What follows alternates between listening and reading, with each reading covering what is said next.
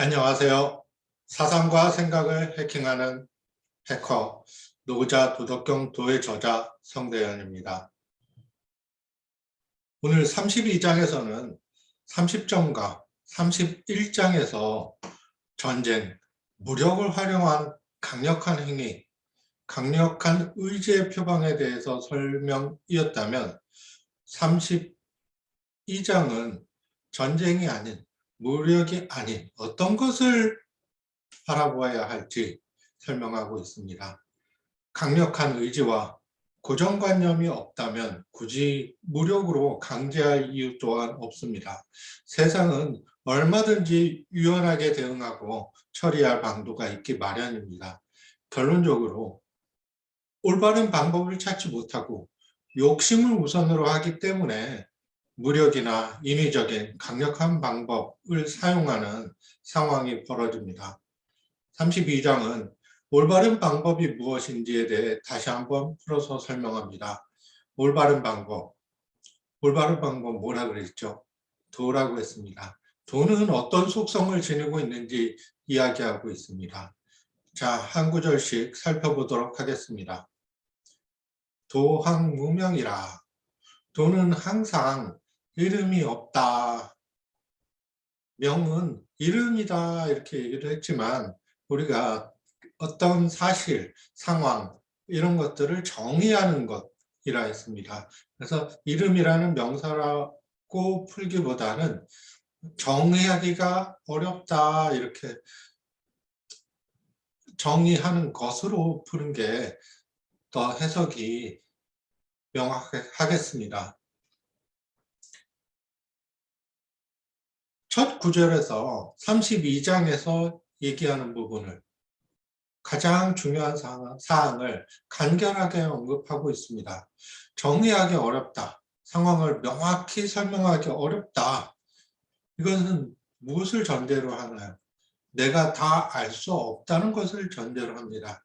내가 하고 있는 방법이 항상 확정적이고 가장 최선의 방법이라 생각은 하지만 항상 더 좋은 방법은 있기 마련입니다. 내가 충분히 이해하고 있지 못하기 때문에 마치 더 좋은 해결 방법이 없는 것 같이 길이 한 가지만 있는 것처럼 받아들이고 실행을 합니다. 또 다른 이유는 그렇게 사는 것이 편하기 때문에 우리는 그렇게 단정적으로 받아들이고 행위에 대해서 실천으로 옮깁니다. 그러나 굳이 곰곰이 생각을 해보면 다른 길은 있기 마련입니다. 상대방이나 전체적인 상황을 하나하나 살펴봄으로써 그런 단정적인 마음을 헤치고 나가 새로운 방법, 더 유연한 방법으로 일을 처리할 수가 있습니다. 두 번째 구절입니다. 박수소 이 천하 불감신이라. 투박하다 그랬죠. 비록 투박하고 짧지만 천하는 불감, 감히 뭐뭐 못한다. 신은 신하로 삼지 못한다. 뭐를 신하로 삼지 못한다는 거죠? 신하는 내 마음대로 일을 시키면 하는 사람이 신하입니다. 여기서 신하로 삼지 못하는 것은 도를 얘기합니다. 도는 투박하고 작은 듯 여겨집니다. 올바른 길이 오히려 투박하고 작게 보여요. 하지만 그것조차 내 마음대로 못한다 이런 이야기죠. 왕후 양릉수지 만물 장자빈이라. 왕후를 제후나 왕이라 그랬습니다. 다른 말로 여기서 성인이라 이제 표현이 되기도 하죠.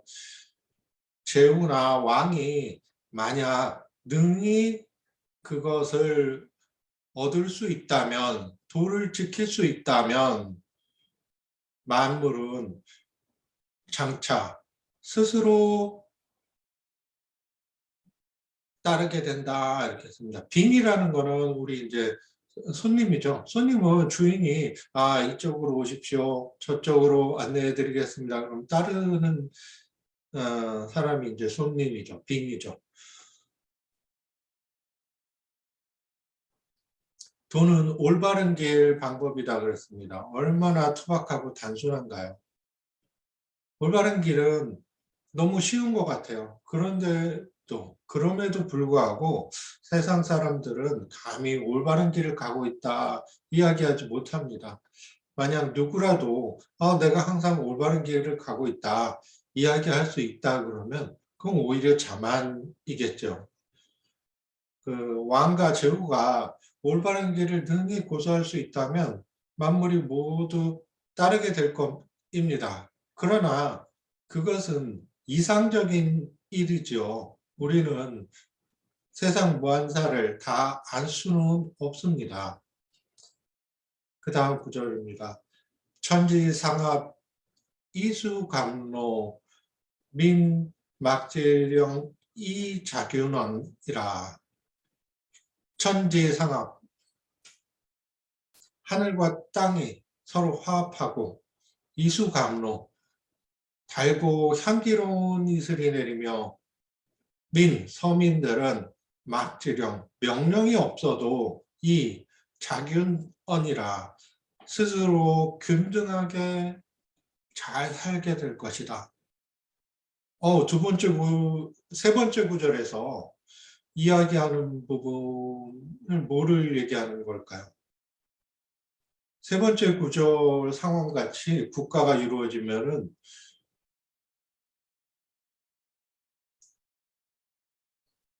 모든 사람이 균등하게 잘 사는 국가, 달고 향기로운 이슬이 내리는 국가, 하늘과 땅이 서로 화합하고 잘 이루어지는 국가. 이런 상황이 현실에서 이루어질 수 있을까요? 이상국가의 모습입니다. 네, 현실은 그렇지 않죠. 그래서 여기는 도를 100% 얻는다면 이렇게 될 수 있을지언정 우리가 항상 그렇지 못하지요. 인간인 이상.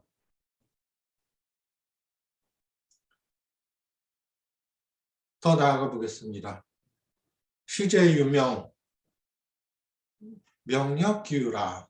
시작할 때 이름 짓고 시작할 때 정의하였더라도 그 정의는 역기유라. 이미 끝이 있는 거죠. 이미 한계가 있는 것입니다.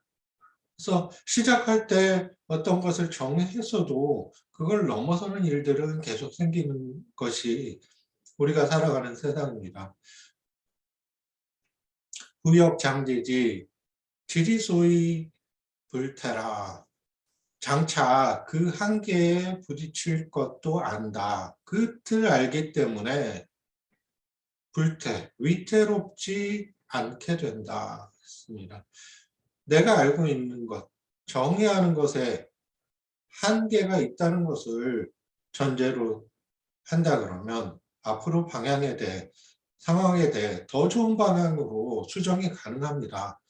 내가 알고 있는 것이 절대적이라는 전제하에서 강력하게 실행을 하다 보면 상대와 부딪히게 되고 다툼이 발생합니다. 이권이 크게 걸려 있다면 전쟁도 불사하겠지요. 마지막 구절입니다. 비도지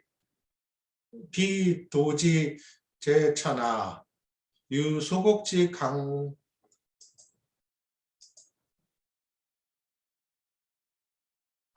지금 예, 제가 보고 있는 화면이 약간 가려져서 그 글자가 안 보이네요. 비소곡지 역 강해라. 도가 존재하는 모습을 세상에 있는 것과 비유하자면 오히려 소곡, 작은 계곡물이 대한다 그렇죠. 만나다는 의미입니다.